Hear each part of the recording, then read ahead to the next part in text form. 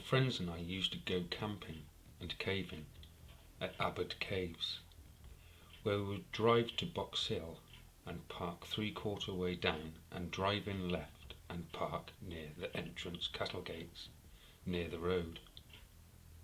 It's always dark, but not too dark. We need a little light to see where we are going, just in case either one of us fell or slipped down a muddy hill or long slide.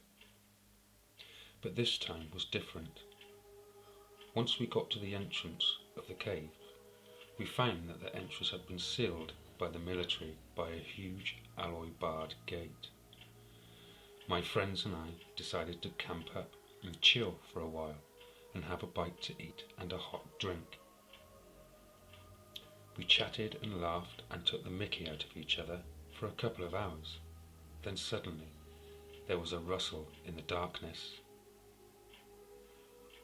We put it down as a badger or fox, so I thought nothing else about it. I continued talking to my mates when suddenly I heard the noise again. This time it was louder and heavier than before, like heavy thudding footsteps. And then, without warning, a loud guttural growl came from the darkness of the forest, from where the noise had come from. And these glowing orange eyes, and the most terrifying part of it was, they were staring straight at us. The moon was bright that night and full. My friends and I decided to pack up camp and start heading back to the car, which was about 35 minutes away from where we were still sat. We put our bags and gear on our backs, made sure everything was packed and that we had picked everything up, rather than leave anything behind, and did a wide berth away from where the noise came from. Footsteps could be heard as we started walking away.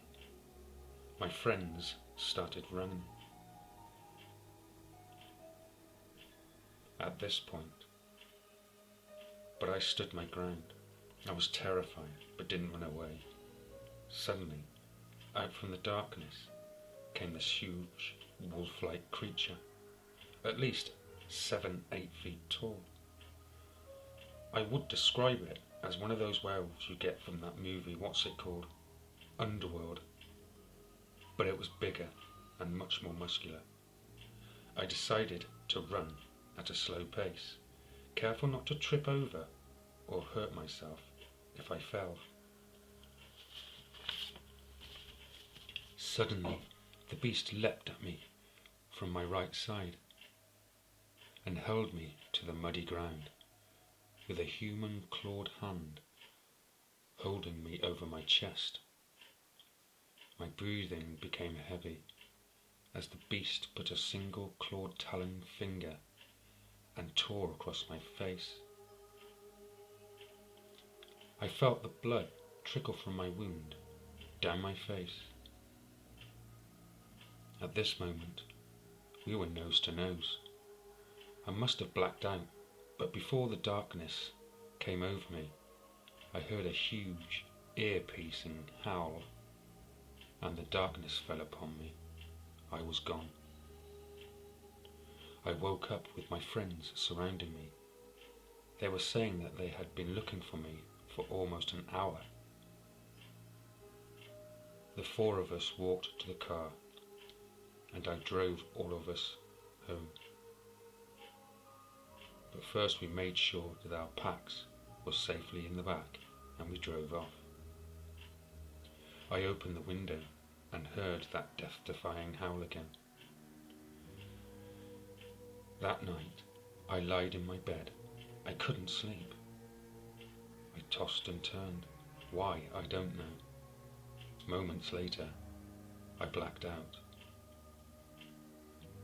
I looked around and around my room when I came to, and noticed my window had been opened.